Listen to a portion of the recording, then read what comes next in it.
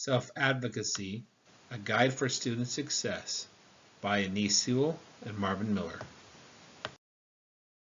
What is self-advocacy and why should I care? Self-advocacy is deciding what you want to do, standing up for yourself, communicating your needs and deciding how those needs will be met, developing goals, and making decisions. Self-advocacy is important for many reasons. One of the most important reasons is that students become collaborative partners rather than bystanders in their own education.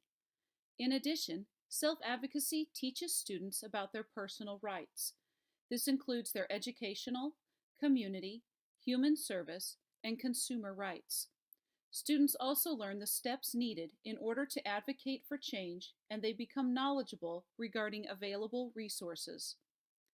An increase in self-awareness addresses topics such as the student's goals, dreams, interests, strengths, preferences, accommodations and supports that are needed, and lastly, the characteristics of their exceptionality.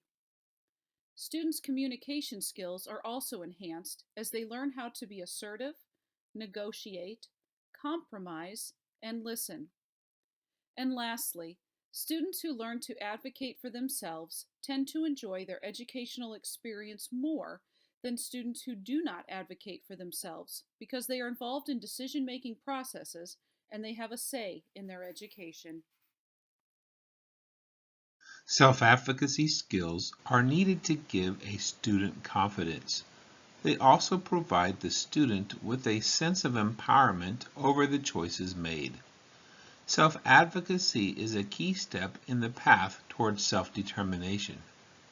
Researchers have identified several key skills needed for effective self-advocacy. The first self-advocacy skill is to understand your rights to an education under the law. Many students do not understand that they can help determine the course of their own education. While certain standards, state laws, and school rules must be followed, there is a lot more flexibility in determining how a student can access learning that best suits them. This leads to the next point. Students must be aware of what supports and services are available in the school or community setting. Many resources may exist, but are sitting in shelves or are waiting for someone to ask for them.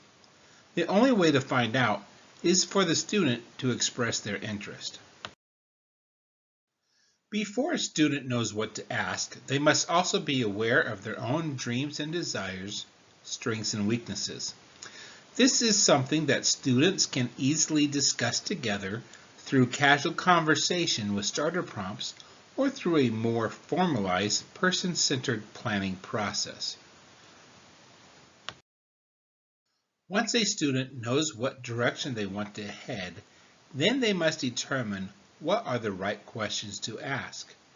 Students need to ask themselves, what do I need for me to be successful in this class or this setting today?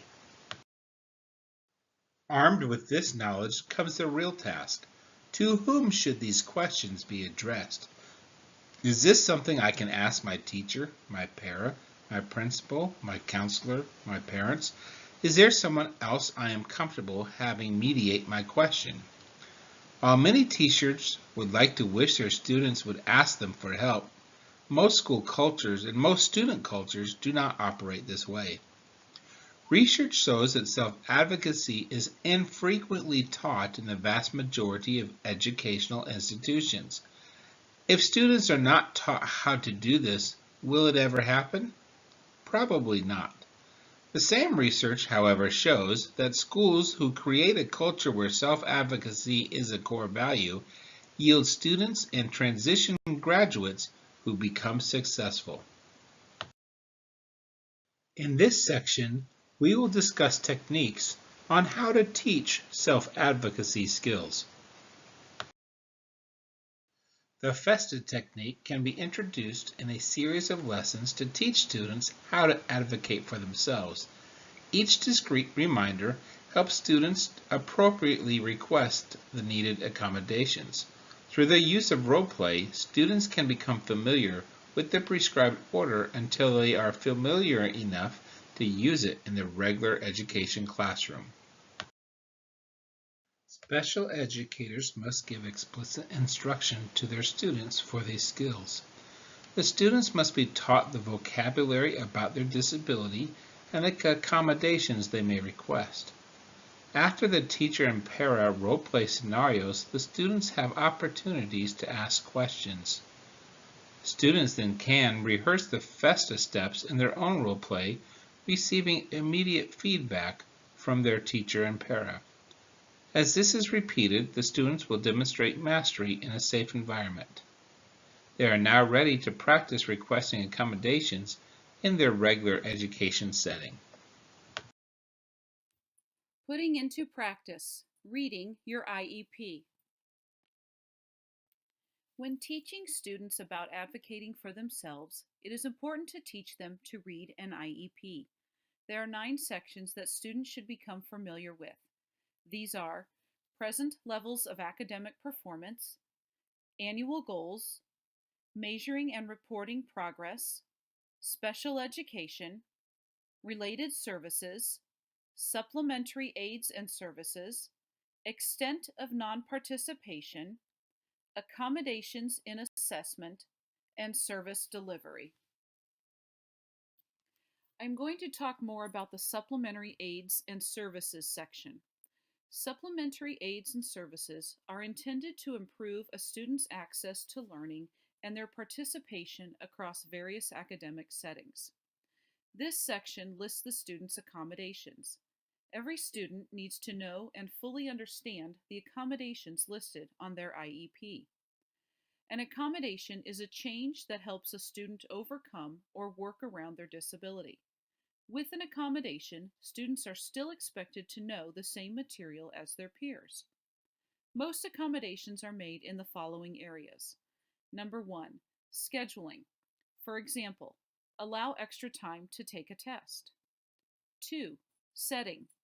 Allow the student to work in a small group. 3, materials. Use audiobooks. 4, instruction. Reduce the reading level of the assignments for this student. And number 5, student response. Allow the student to give their answers orally. Additional resources. Kids as Self-Advocates, Self-Advocacy Online, Whose Future Is It Anyway? 2nd edition, and Utah Parent Center. More information also came from these sources. LD at School, Explicit Instruction of Self-Advocacy Skills. Teach Hub, Teaching Strategies to Build Self-Advocacy. Teach Special Ed, Self-Advocacy Skills. Center for Parent Information and Resources, Best Practices in Self-Advocacy Skill Building. Teaching Self-Advocacy, an online resource kit. Self-Advocacy Online, Disability Rights Center of Kansas, the DRC, and Families Together, Kansas.